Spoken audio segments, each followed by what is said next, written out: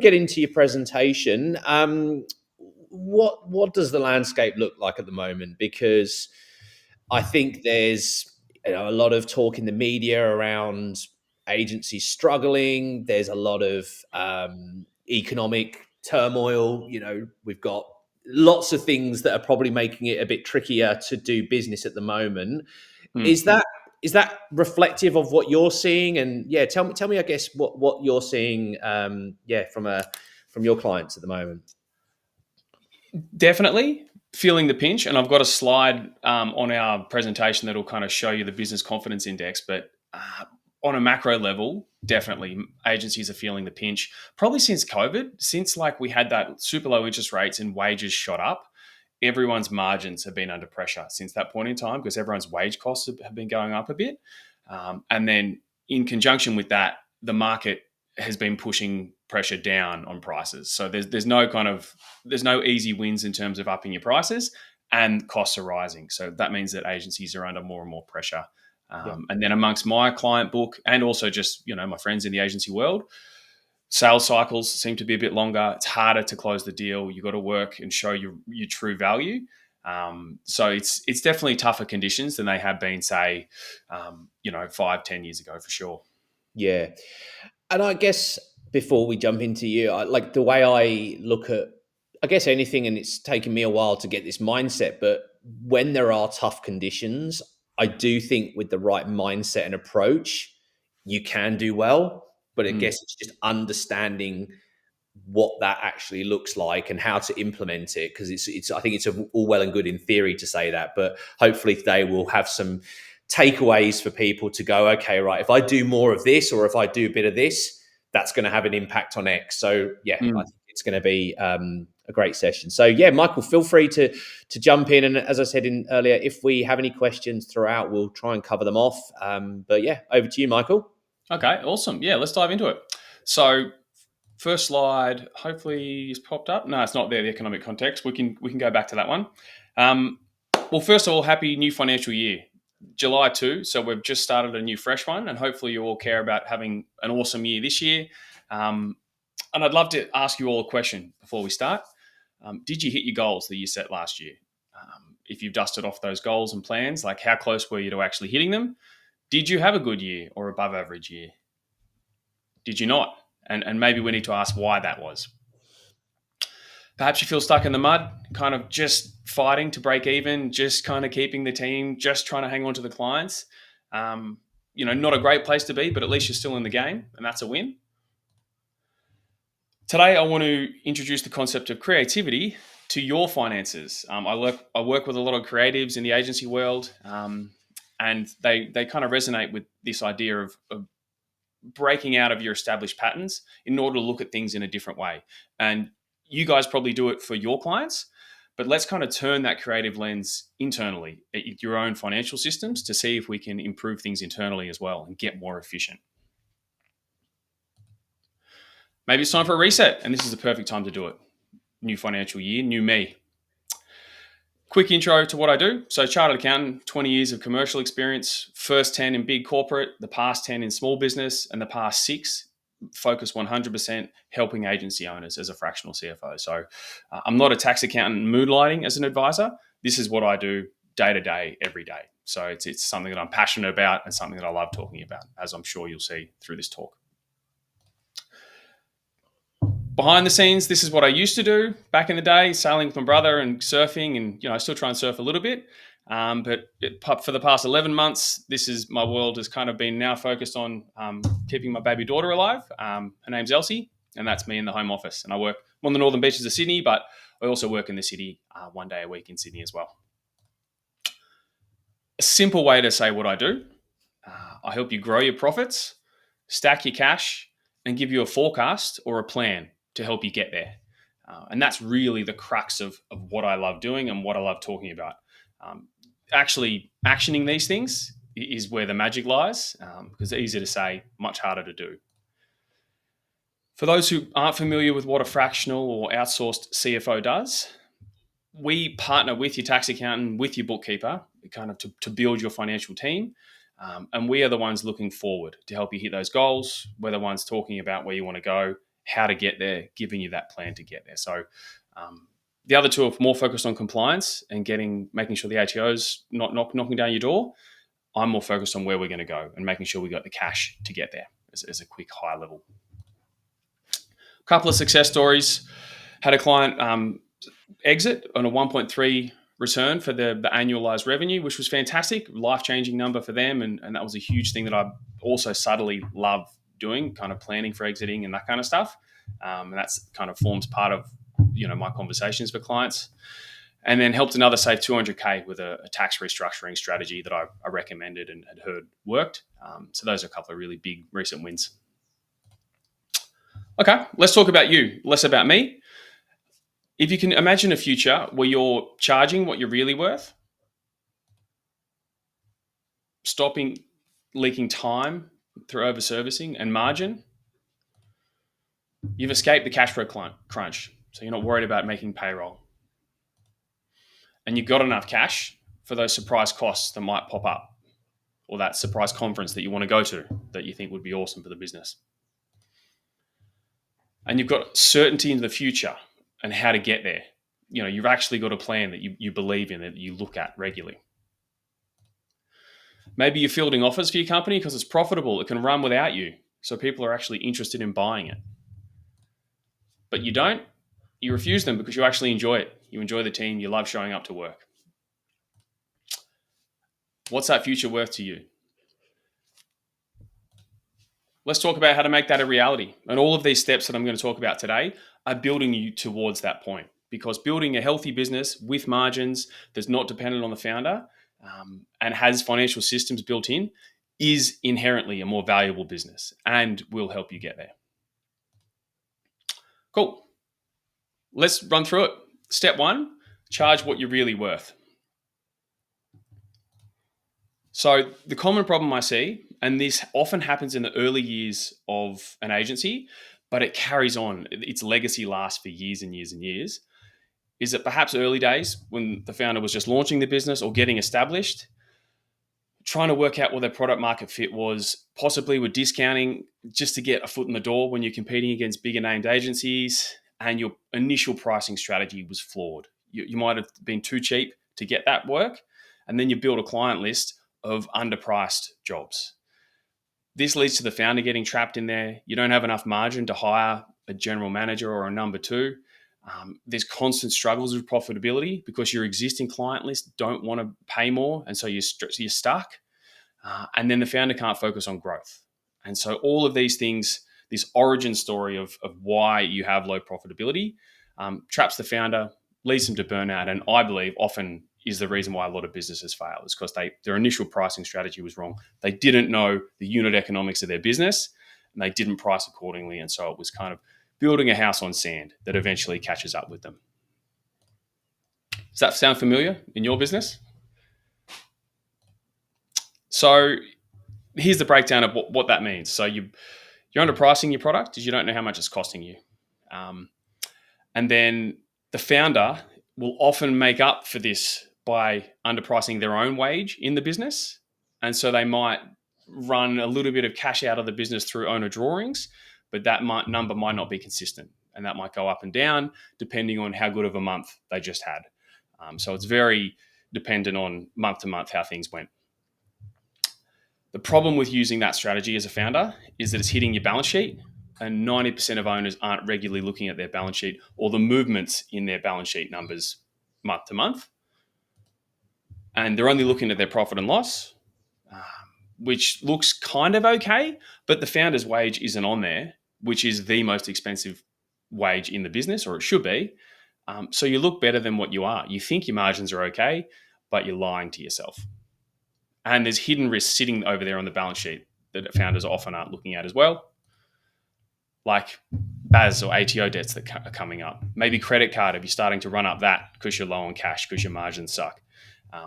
Bank loans and overdrafts, another one. And also staff liabilities, making sure that you got cash to pay super, all those kind of things. So those are some things that I think the origins of the bad margins, and founder kind of founder's wage is the thing that moves to make up for that. And then it all becomes one big mess. But the core problem is the business model needs to be fixed. You need to have a solid business model that you understand before you can kind of grow. Otherwise, you're scaling something that's going to blow up eventually. So to solve this, and this is, a summary of step one, always pay yourself properly first. So a market-based wage for the founder, and obviously a market-based wage for the rest of your team as well. Then have a look at what that P&L looks like. So you've got a full snapshot of actually what the reality of your business is with the whole team there. And then we have to look at, okay, well, what's in balance, what's out of balance, and make some hard calls based on that new reality. And then set some clear benchmarks to know when you're going off track so you can address them month to month. So you don't kind of get a surprise at the end of the year when you finally have a look at it. And this is the exact time of year when owners who have been taking cash out via owner drawings will finally look at that number and be like, oh, I took that much out. All right, so tax accountant, what do we declare as a wage? And they do the juggle with wage versus dividends. But if you just got a set amount in the P&L, like clockwork every month, you can run a P&L and truly know what your business is telling you. Sorry, Michael, I'll just jump in there. What is, maybe this is too granular, the question, but what is the right salary from a taxation perspective? Because should it be up to 180, or what should that look like? Do you like from a taxation? Yeah. Yeah, for sure. So I'll frame this as an experience share. I won't frame this as tax advice because I'm not a registered tax agent. That's not my passion. And so I'm not licensed to give that advice. But if I give you an experience share, what I commonly see is most founders will go up to that new max cap. I think it's about 135K. The ATO just implemented the new marginal tax rates, I think. And I think it sits at about 135. I look at ATO marginal rates. They'll often sit it at about that. Because that means, if I just check the rates, up to 135K is a pretty competitive, good marginal rate. And then above that, they might look at dividends above that. But that's just some commonly ones. People have different strategies. People might have trusts above their company and be flowing all the cash up there, distributing to other, beneficiaries. Yeah. So I'll caveat that by saying, obviously speak to your tax accountant for your individual circumstances. Yeah. But and how common is it that people are doing, not taking into consideration the market wage when they're working out how viable their business is? Oh, the majority, honestly, the vast majority of people I see. Obviously, the more established players, the bigger companies that I work with have solved this. But often in the smaller ones who are growing and still trying to work it out, the founder won't be on the appropriate wage if they are on payroll at all. And that dilutes a whole picture of what their business model is telling them. So this is a really, really common problem, which is why I put it number one on our talk. Yeah, cool. Awesome. All right. Any other questions or good to roll into the second section? Yeah. Good to go. And obviously, if anyone has any questions, yeah. Cool. And I just wanted to share this. This is what I mean when I'm talking about benchmarking. Truly understand what your P&L imbalance looks like. So know how much your team or your direct labor costs are taking as a percent of revenue. Try and keep your overhead to less than 20% of revenue. And then that'll ensure that you've got some margin left for profit. So you'll know when you'll be overweight in a certain area and you need to adjust. Of course, you know what a healthy balance business looks like. And often in this picture here, if the owner's wage isn't in direct labor there, that 50% might jump up to 60, 70. And that is a rude shock to a lot of founders. And that's often where a lot of the margin is hiding. You can go more detailed with benchmarks as well. So speak to your accountant about trying to set you up a P&L where you can have a look at common sizing. It's a really good thing to have on your P&L, but across a few different codes. So know what your cost of sales is costing you, your direct labor as a percent of revenue, and then get a bit more granular. And this is what I use for clients is our marketing spend as a percent of revenue, our facilities costs as a percent of revenue, and then all the other overhead is the other bucket. But track what those percentages are over time and see what's trending up, what's trending down. So you keep a really kind of clear idea of when things are getting out of balance. And that'll help make sure you stay on track with all these things and keep your business model in balance. So just in summary, your business growth depends Owners often think they need to pay themselves less to help them grow. They're the ones who throw themselves under the bus to get that new team member on to hopefully help them level up. But it's actually the exact opposite. You have to have a sustainable business model first before you try and scale your top line, or you're just scaling your problems. You'll never build yourself out of your business because there's never been a line on the P&L for your wage. So how are you going to walk away and hire a GM? Because the business has never felt like hitting that cost before. It's never actually had to pay that expense. So you're kind of lying to yourself. Awesome. All right. That one done. Let's go on to step number 2 of our 5-step program. Stop leaking time and margin. So this is a free gift I'm going to give everyone here at the end of this talk. It's fresh research, just published, hasn't actually been publicly released yet. So this is its debut. And some of the people in the community, Ryan, were kind enough to fill this out for me. So those guys would already have this report. But some market data from Australian independent agencies and a bunch of research and kind of analysis that we've done off the back of it. So this is market data here that I'm sharing with you. In terms of the financial challenges, across all of the agencies we surveyed, you can see the top financial challenge was pricing strategy and maintaining profitability. So if your margins are under pressure, you're not alone. And like we said at the start there, Ryan, everyone's feeling the pinch. And then obviously high costs, staff and overhead is a big part of those challenges, and that's connected. So if you're feeling the pinch, don't worry, you're not alone. This one's really interesting. Only 23% of survey respondents had a healthy target of above 20% net profit. So the vast majority of people are below 20% net profit. You can see the majority are between 10 to 20%. For an agency, we want to be aiming, or a service business in general, 20% or more in order to give us enough cushion to sustain a couple of bad months or any unexpected things. So everyone's running, the majority of people are running below benchmark. So it's a really widespread problem. Is that a surprise to you, Michael? From my work with clients, no. But from what you hear externally, it like parroted as the benchmarks and the best practice, obviously you assume everyone's hitting it. So the number below 10% really surprised me. 37% of people are operating between 0 to 10% net profit. That is really dangerous place to be. That's really scary because it doesn't take a few unexpected costs, losing a couple of chunky whale clients, and you'll break even. And then you're really, unless you have a big cash buffer built up, you're in emergency zone straight away. So people are flying really close to the wind for too long without realizing just how precarious a position they are. So that number there in particular scared me a little bit, to be honest. Sure. Michael, just before you go on, and sorry if you go into this, but I guess I'm just putting myself in an agency owner's shoes at the moment that is within that 0 to 10%, right? Would you say that is enough of a red flag to go, right, we need to action something immediately? Or what would be your thoughts on that if people are sat in that margin at the moment? Okay, so if you're closer to 5%, I consider 5% basically break even. So yes, we need to do full cost review, look at the whole team structure, and I'll go through some tactical tips on how to help with margin in a couple of slides. So yes, you would be. You're closer to 10% and you're trending the right way, you're less in the red zone. And 10% is a good base starting point if you're hitting that consistently. And that's getting closer from red into yellow and green. But the closer you are to 0%, obviously, the more you need to be doing it. And it also depends on the trend. What's your average net profit over the past 3 months, over the past 6 months? So if it's just one bad month, obviously that's explainable. People have 3 payroll months and it looks bad. But, what are you consistently hitting? Mm-hmm. Yeah. Okay, awesome. So that's the net profit averages.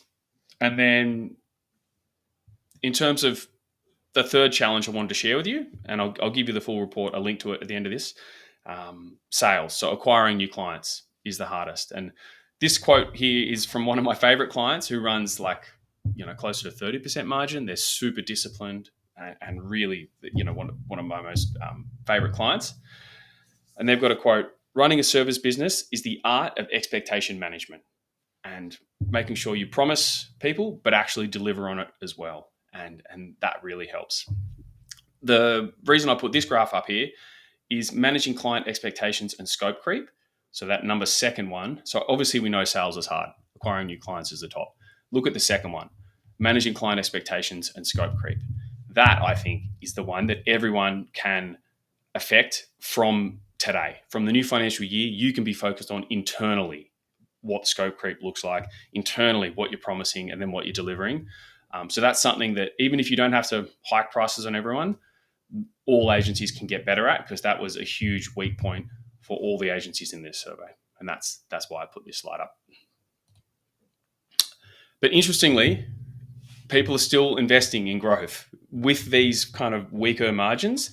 They're still investing in hiring and growth and looking to grow the top line. So they're trying to scale a business model that may not be that close to being in balance, you know. So they're trying to scale a low margin business, which is a very risky play. Quick high level view of how to grow your business. And this section is about margin, and this is some ideas about how to improve that margin whilst growing. Obviously, improving client retention is key. So if you're setting expectations, then meeting them, your clients will stick around.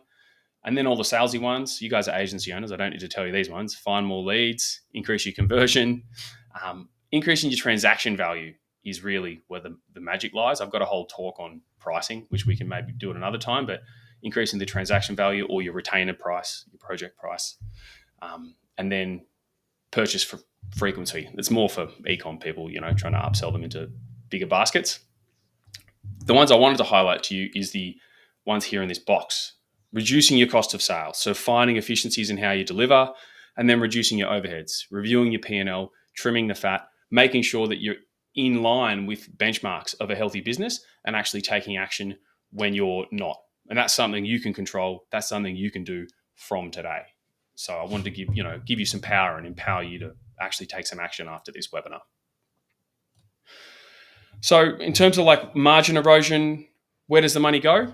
I've seen many places where the money goes over my years. As 20 years as an accountant.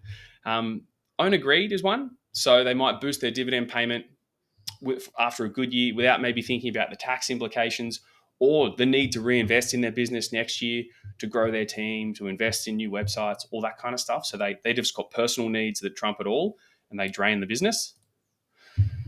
Team costs for agencies, it's the biggest expense, of course. So people often will assume their growth will continue forever, make the expensive new hire, but then the new business doesn't come in the door. So you eroded your margins on this promise, but it actually doesn't materialize. I've seen that same with like rent. People will go into a bigger office thinking they'll fill it out in the next couple of years. Their rent goes up by a hell of a lot. Then the growth doesn't materialize, and they've got to sublet their office or trying to sustain this really expensive rent cost. Yeah. Wrong hire, Ryan, you probably actually know more about this than me, but the wrong person, especially for the expensive roles, has a huge impact on team culture, especially if they're managing other people. But like productivity costs in a service business, harder to like show you in a chart, but have a massive impact on profitability, because like staff churn equals client churn. And that's getting that right and getting people happy is super important in terms of finding better margin. Just on that, Michael, I guess just that productivity piece, I think that businesses are very quick to replace someone that leaves for like, but very rarely take the moment to actually look at whether that role needs to evolve, or whether they have actually got the right skill set. And I think that there's a real value, and every business should be doing it, is doing a skills analysis of the business rather than just a headcount perspective. Because I think, and this might not be great news for our business, but I think that the key for a lot of businesses to go, and you may have an opinion on this as well, is I don't think it's going to be the companies growing headcount are going to be necessarily the ones that are going to win this game. I think they're the ones. I think it's about finding the right people, utilizing tech, utilizing all the tools. But I don't think we're going to be playing a similar game that we have done the last 10 years of growing by headcount equals growth. So I think it's running leaner, but making sure that you've got the right skills within the team that you've got. Yeah, Yeah, fully agree. I think that's, obviously AI is the latest hype cycle and everyone's looking at automation in those easier jobs, those kind of easy to automate things. But I think the high quality team members, especially for agencies in things like strategy, client facing roles, like getting absolute A players in those things, that's not going to go out of fashion anytime soon. So, yeah, making sure that, and that favorite client of mine I mentioned had the expectation management quote. They are so relentless with their hiring process. They annoy the hell out of recruiters, I know, because they're like, no, who else have you got? We want, like, they really make sure that they find the right person through really extensive recruitment process to make sure they're absolutely going to be an amazing hire. Yeah. Okay, awesome. We're at 28, so I'll try and hit fast forward and go through these a little bit quicker. But that's some examples of where the margin might go, how the margin might get eroded. This is a great book if you haven't read it, The Psychology of Money. Spending money to show people how much money you have is the fastest way to have less money. So this financial year, consider if you need that fancy new office, that expensive lease car, or if you can stay humble, keep the ego in check, and just focus on client wins and keep your margin healthy, which will keep you in the game for longer. Let's look at some tactical tips, a few rapid fire tips for you to think about. Then we'll move on to the next section. So to improve your margins, we're going to look at pricing, efficiency, and then reviewing it regularly. Some pricing tips, rapid fire. Stop underpricing. So bill out your team at least 3.5 to 4 times their hourly cost to make sure you're building in enough margin to your charge out rates. Review and fire any unprofitable clients. So cut ones that aren't actually making you money so you can focus and make room for the ones that will. Number 3, charge for your strategies up front. So I've got a client who's had huge success with this. So get paid for your onboarding, boost your cash flow, get dollars in the door quicker. And that's a great way to show your value as well. Just on that, Michael, just what would be without, I don't know if you can give this away, but what sort of amount are you charging upfront for a strategy? Like, is it $5,000? I don't know. What would be a good amount, do you think? It's obviously really closely connected to the value you're giving in that. This client started at 5K, but we've gone way north of that now. I won't give exact prices, obviously, for confidentiality, but they've gone way above that. But they've leveled up what the strategy is too. And they've automated the inputs, but they've made it customized. So the product is super valuable for the person, whether they sign on or not, but it's a much higher price point as well. So they iterated on it, right? They started charging for it, then kept leveling it up over time through reps. Yep. Cool. Fewer high value services. So just working out what your premium best margin products or services are, doubling down on them, and then niche positioning and focusing on a niche that helps you become that market expert in that niche. Efficiency, step 2 of finding margins. Look at your team structure. So don't have too many unbillable people. Only about 30% of your wage cost should be unbillable. So that's like the founder, maybe the GM who doesn't do much billable work, but keep that as low as possible. As many people as possible in your pyramid should be doing billable work, and as much of it as possible. In terms of efficiency, improve underperforming staff or release them back into the market to find a better suited job, and then chat to Ryan about trying to find an A player to better fit. Thanks, mate. And then obviously the classic, this is what I do with new clients, is reviewing and cutting overheads. So actually have a look at the benchmarks of what you should be, and then being ruthless with cutting it if you're above. Don't just kind of ignore it. Actually take action. Michael, sorry to cut you off then. Sorry. One thing that perplexes me in agencies is, and I love to get your feedback from a CFO perspective, is why more of the team aren't incentivized for bringing in potentially new business. And I guess the counter argument I've had to that in the past is that they don't want their team focusing on new business and as a result dropping the ball with existing ones. But I see there's so much opportunity through social, through many varieties. But I think that so many of the staff are not financially incentivized and therefore aren't encouraged to do so. So therefore businesses hire a business development person, expect miracles, give it 6 months, doesn't work, and then we're back to the drawing board of new business. When I actually think that the good teams, everyone's doing it. New business is a team sport, isn't it?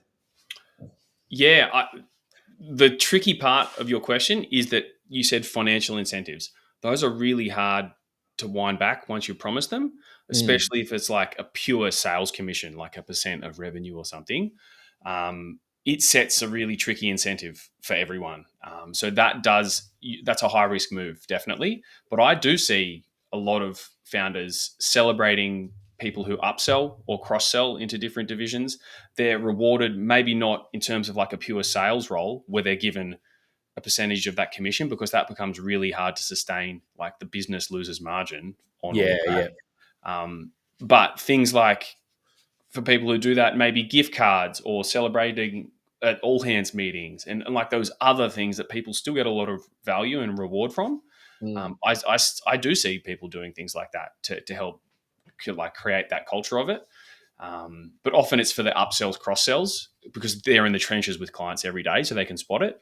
Mm. The new business, the brand new client, is obviously where the sales roles really should be focused. Mm. But you're right. It is maybe some low hanging fruit people to think about, for sure. I guess I'm just coming from I'm speaking to candidates day in day out, and if you're an agency and you're hiring an account manager or something, I think if there is some form of financial incentive for those individuals for bringing on new business and an Mm. opportunity for them to grow their income, like that puts you in a really strong position to hire the best candidates in the Mm. market. So Yeah. yeah, look, I guess there's a lot to sort of go through logistically, but I think if you're struggling to find candidates, have an incentive and see if it gets you a better candidate. Is my idea. Yeah, for sure. And I have seen that a lot in the recruiting world. You get a sign-on bonus if you refer a candidate that does join. When I was at EY as an auditor, we used to have that. You'd get a few grand if someone was hired and you put them Mm. forward.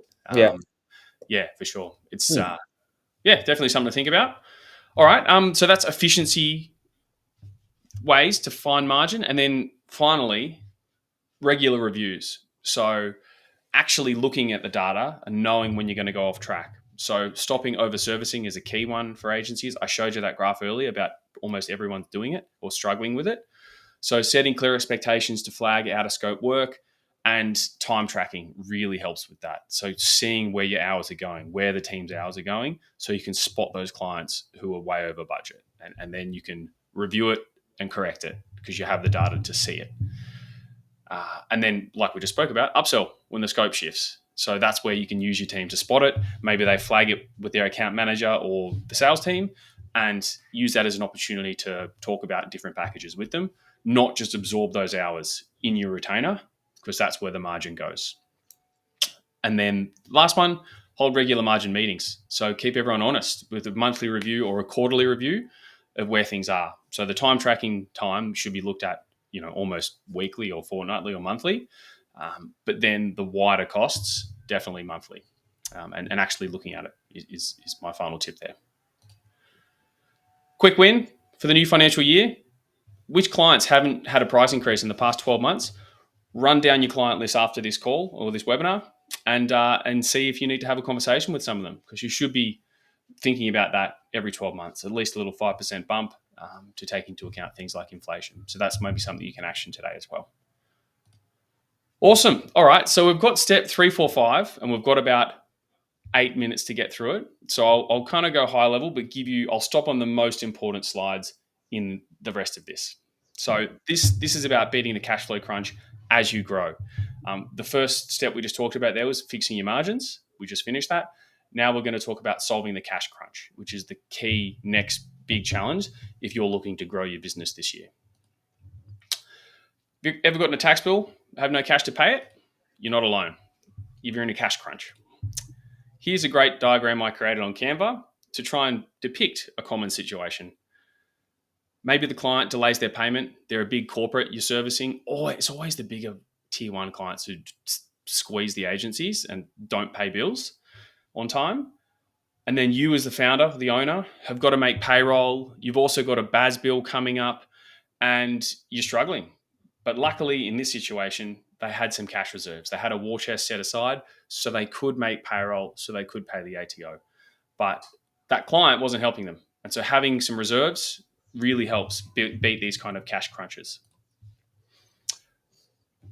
The main point of this section is to reduce your cash conversion cycle. So the days it takes from making a sale to cash coming into your bank.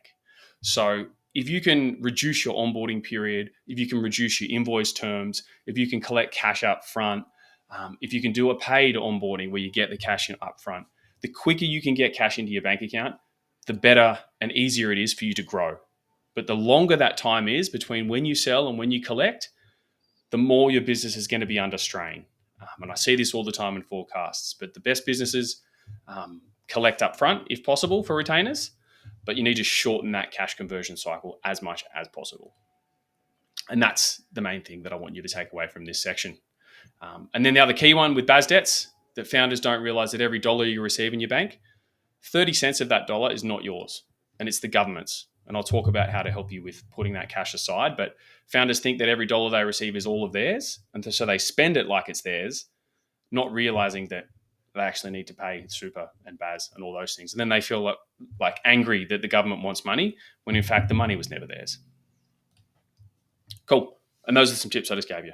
Optimize payment terms. Look at Just on agents. the Michael, sorry.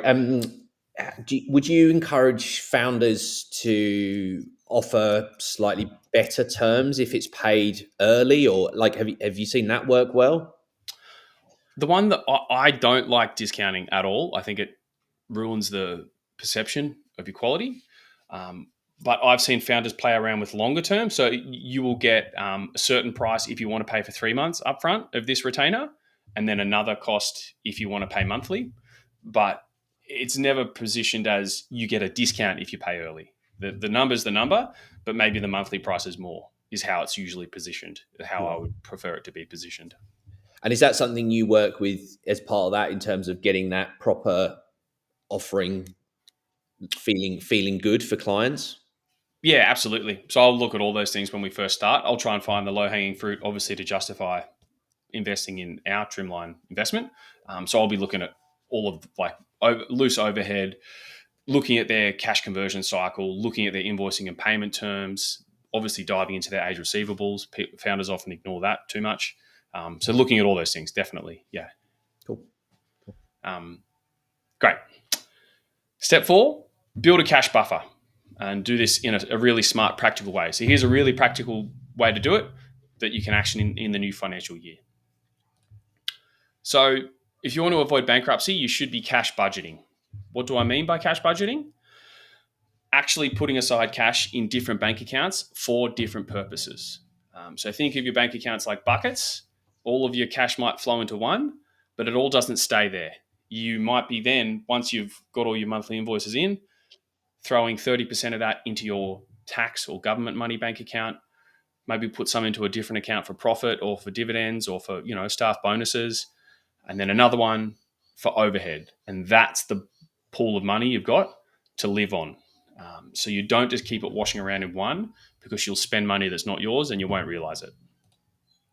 Practically, you can do this. So profit first. I used to help people implement profit first back in the day. This is or Barefoot Investor does it for personal stuff. It's the same psychological principle. Just divide it when you first get it and don't touch the different buckets for their different purposes. So you can put some aside.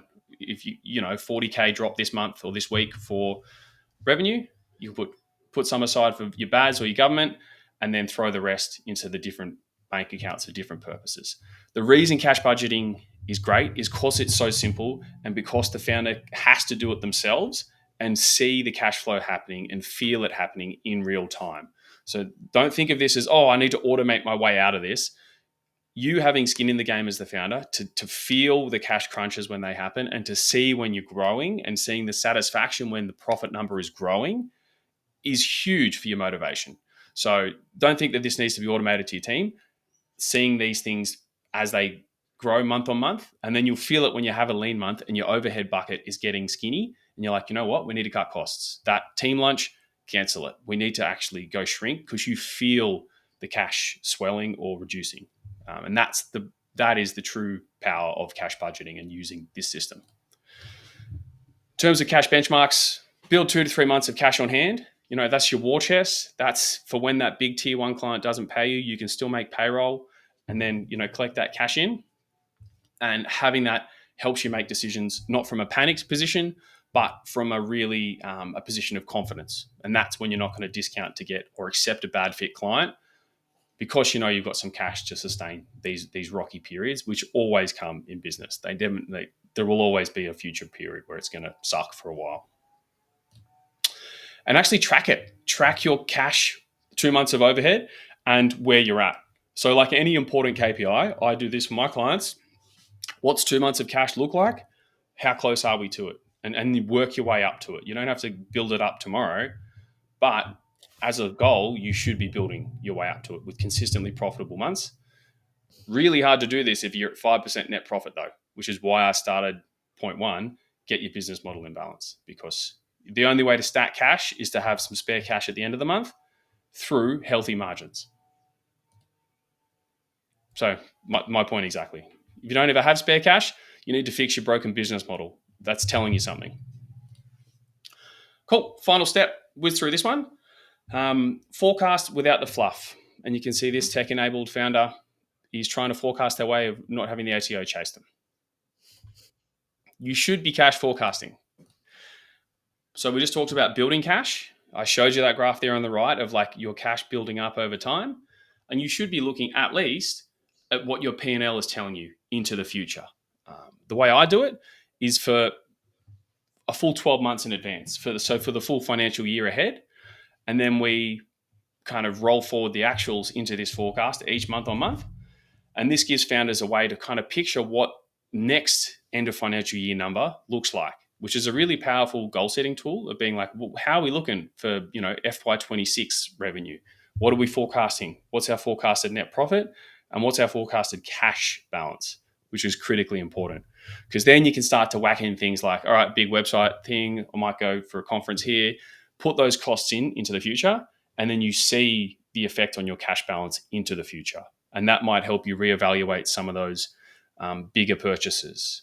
And often the true learning from having regular conversations in a forecast, putting numbers to your plans, is that people just adjust their timing. We may still execute all of those things that you want to do, but we can't maybe send you to America, plus invest in the website, plus invest in the new hire, all in the next quarter.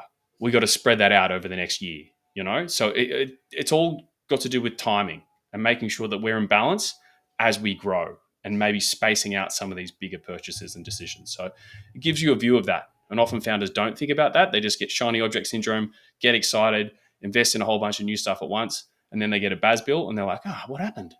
This helps you see how you need to space things out. Michael, just on I guess transparency, do you encourage founders to share certain information with other teammates, or what should that look like in your experience? It's a really personal question. It depends on the culture of the business. People won't share everything with the team because the founder obviously wears all the risk. And if things are tough, they don't need to scare the team with those kind of conversations. But generally speaking, there will be some more limited view of how the business is doing.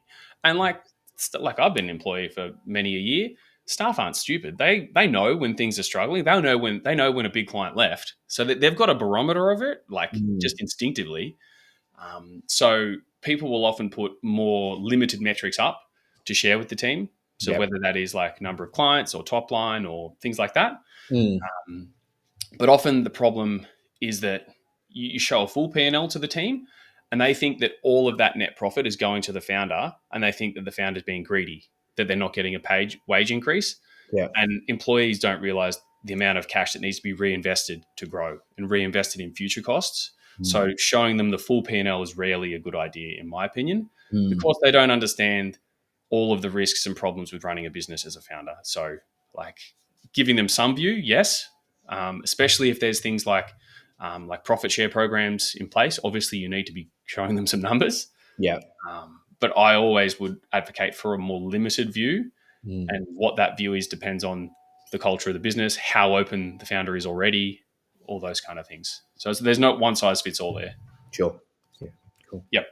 Cool. And so final point on the forecasting, have a look at what your target cash is into the future and know that you're aiming for it. So not only forecast your P&L, forecast what you want your cash to be too, and work your way towards it and giving yourself some visibility over that. And that's it. Fix your margins. We solved the cash crunch. We didn't talk about building real value, but those are the two main ones. If you want to know some more information on this stuff, a lot of this is taken from my ebook on helping you grow your agency, and it's got a bunch of case studies of agencies, problems they had, how they solved it. So feel free to scan this QR code and download that. It's super tactical. It's not just like a sales and marketing like piece of fluff ebook. I put a lot of time and IP into it, so there is a lot of value in there. So feel free to scan that. If you want to go deeper on some of those concepts and work with your existing teams to implement them, for sure. And then the free gift that I mentioned to you at the start of it is the actual Trimline Indie Agency Report. And this is Australian agencies surveyed. We got 55 people who responded. And we spent a lot of time making this awesome as well. And I'm really proud of it and excited to share it with you all today as the first debut of it. So feel free to scan that QR code as well, download the report, and it goes into a bit more depth about the key challenges that your peers are facing, how they're addressing it, what they're planning for the future. I'd highly recommend having a look at that as well. And that's it, mate. We're all done. Awesome. So look, we still have a bit of time. So if anyone has any questions, please feel free to type in the chat. Michael, I've got a few, so I'm just going to offload until people ask questions. But what's your thoughts on, I guess, hiring ahead of the curve? And I know some businesses like to be at like that 80% capacity, and to be able and I'm sure there's no science behind it, but do you see companies try and add too early, too late? Like, where would you say from a finance perspective, should people be hiring? I've seen both. Often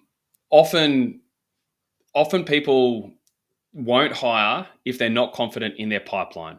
So it all comes down to like how they're feeling about their leads in their pipeline. If they know that they've got a bunch of stuff in there that's looking good, they're confident to make the hire. So often the people who are hiring too late aren't doing enough revenue forecasting or forecasting to get a clear picture of what the next few months is looking like to start to think about that. They're 2 month to month reactive. So the people who are good at it have a clear view of that pipeline and are thinking about it. And then the ones who aren't are the ones who don't look at that, and then they're hiring too late, and their team is starting to yell at them that they're burning out, and that's when they make an old shit hire. They just get the first person in the door they can, and maybe that's not the best fit, so they kind of compound the problem.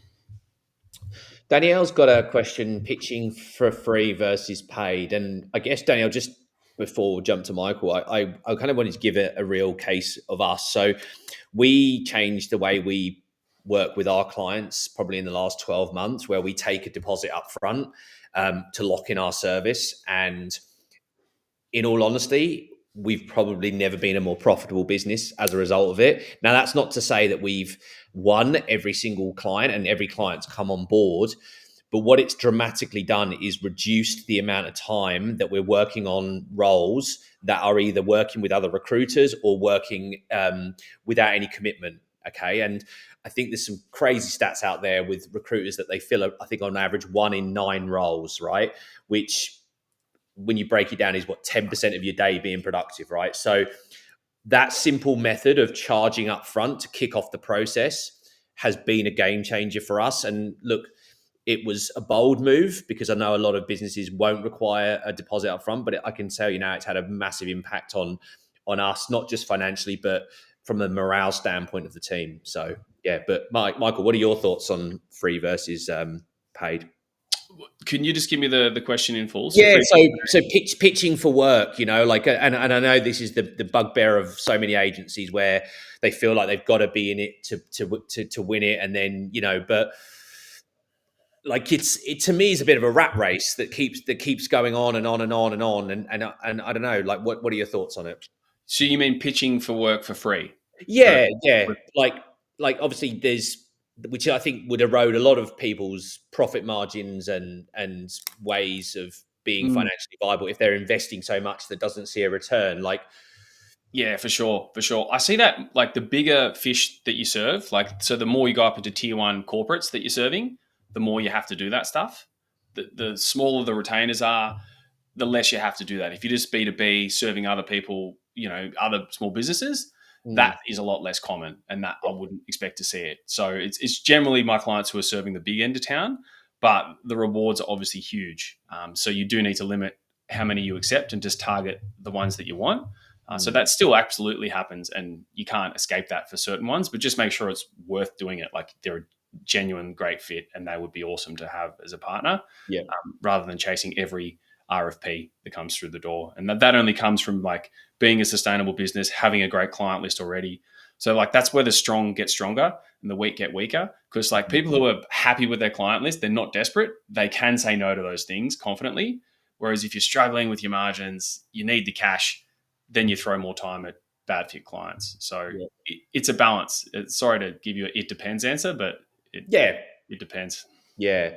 Diana says, I struggle with unbillable admin costs, paying the lion's share of project manager wages. Should we do more to factor this into our pricing? Like, are you seeing admin and those sorts of costs? Is that yeah? What would your thoughts be on that? Yeah, so you probably saw the common sizing thing I gave at the start of the talk, the 20% overhead.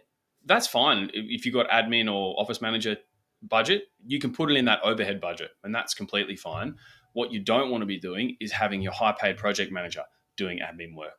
And so Mm, that's where, they can work with someone like you, Ryan, to have like, hey, we got a kick ass person who's a little bit cheaper who does the admin stuff.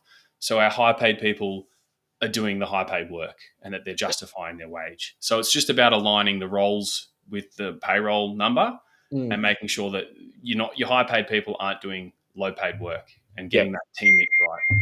Yeah, yeah. And mate, what I'm just very mindful of the time here. Like offshoring at the moment, what percentage of your clients are using offshore resources for things like admin and that? Oh, like almost everyone. Yeah. I mean, using the Philippines for those kind of roles is hugely popular and very common, Yeah, but people aren't doing that for the client facing strategic that kind of stuff is still very much an Australian hire, or some people have remote teams. They mm, might still be around the world.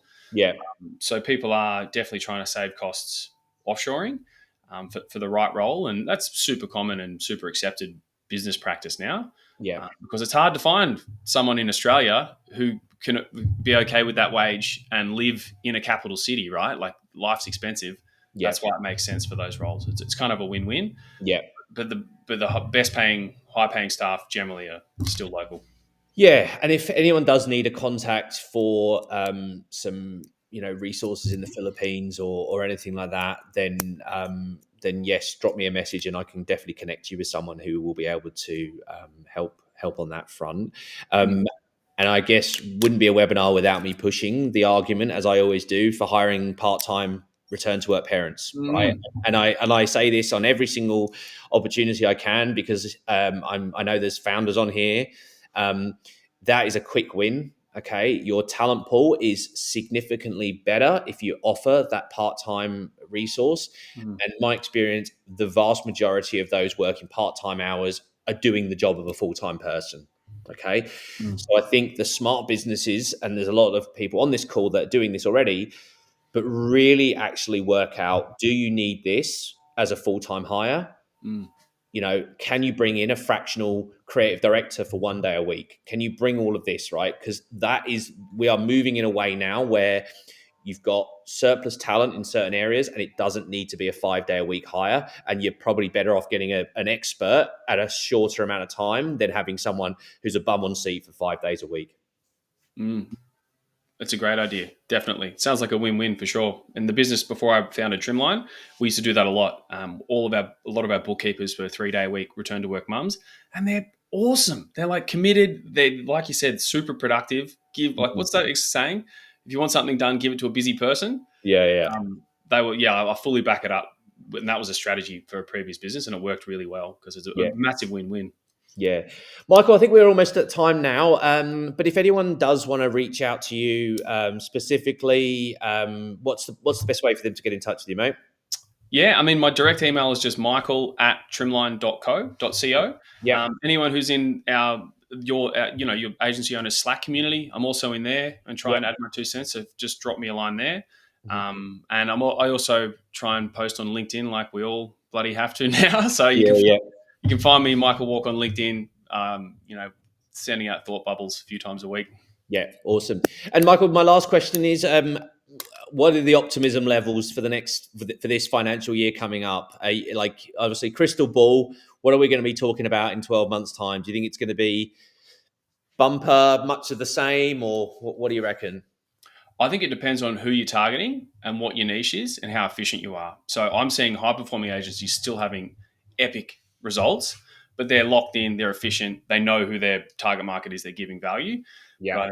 But the people who are maybe going for that more generalist approach might still be struggling a little bit. So it really depends on who your focus is, really. Yeah, yeah. So niche down, work out your systems, processes, do an audit of where money's being spent and Mm. having that visibility. And yeah, and maybe it's time to have some tough conversations internally. Yeah, For sure. Like even if sales are tricky, you can get more efficient right now, tomorrow. Like you can start working on that stuff. And that's often what people do in yeah, those tougher times, still trying to find sales, but you can improve things already internally. yeah.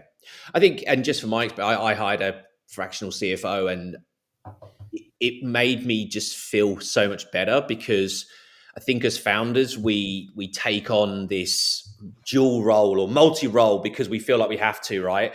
And Mm. then when we're not amazing at it, which why would we be? That's not what we're most of us are wired to be. We start feeling like we're not good enough, and then we bury our head in the sand, and that kind of creates more problems. So from my experience working with a fractional CFO has been a game changer for us. So if anyone is on the fence, I would 100% have a chat with Michael or have a chat with someone, because ultimately we're all just trying to run a business that creates enough for our family and that we enjoy it, and get away from doing the stuff that isn't natural to us. I think is good for your mental health and good for the overall business, I'd say. Yeah. Yeah. You want to focus on things you're good at and you enjoy doing for sure. Yeah, awesome. All right, great stuff, everyone. We're bang on 1 hour, so thank you for everyone joining. Michael, appreciate your time, and good luck, everyone, for the next financial year ahead. Okay. Awesome. Yeah. Thanks, team. Thanks for joining. Chat All right, soon. thanks, mate. Cheers. Bye Cheers. bye. Bye.